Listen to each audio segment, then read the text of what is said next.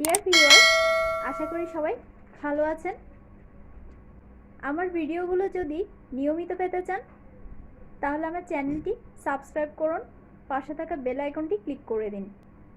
পায়েস বা ফিরনি খেতে আমরা সবাই খুবই ভালোবাসি, আর সেটা যদি তালের রস দিয়ে হয় তাহলে আরও বেশি ভালো লাগে।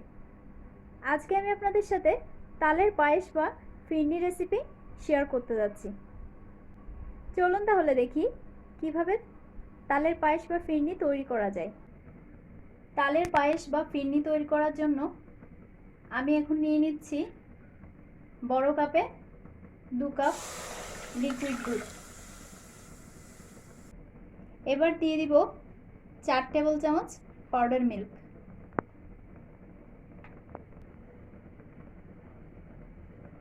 খুব ভালোভাবে মিশিয়ে নিব। লো ফ্লেমে 5 মিনিট জাল করে নেব। দিয়ে দিব একটি তেজপাতা, একটি লবঙ্গ, 2টো এলাচ, 2 টুকরো দারুচিনি। অ্যাড করে দিচ্ছি কিছু কিশমিশ।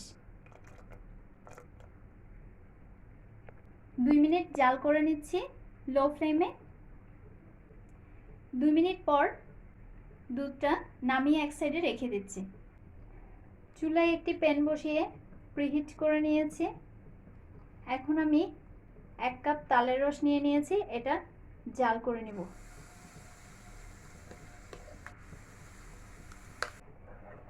তালের রসটা জাল করে নিচ্ছি, চুলা লো ফ্লেমে থাকবে।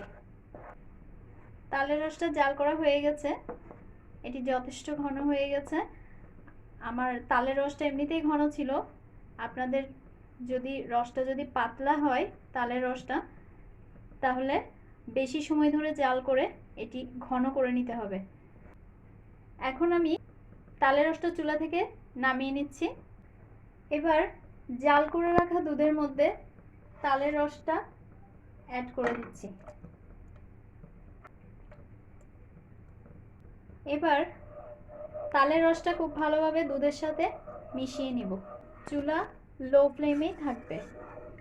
1/2 কাপ চিনিগুড়া চাল নিয়ে নিয়েছি।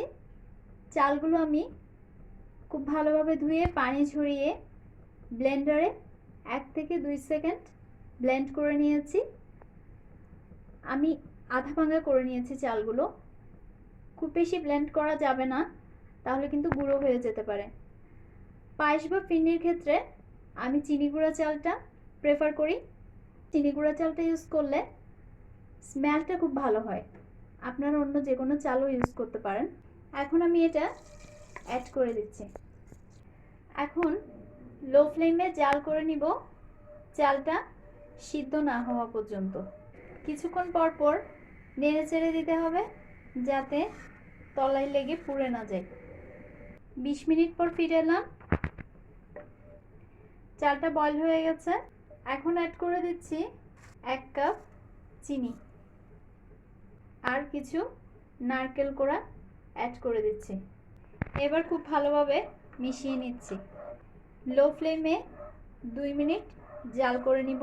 কিছুক্ষণ পর পর নেড়ে দিতে হবে, নয়তো তলায় লেগে যাওয়ার সম্ভাবনা থেকে যায়। 2 মিনিট পর আমি কিছু রসমঞ্জরি অ্যাড করে দিচ্ছি।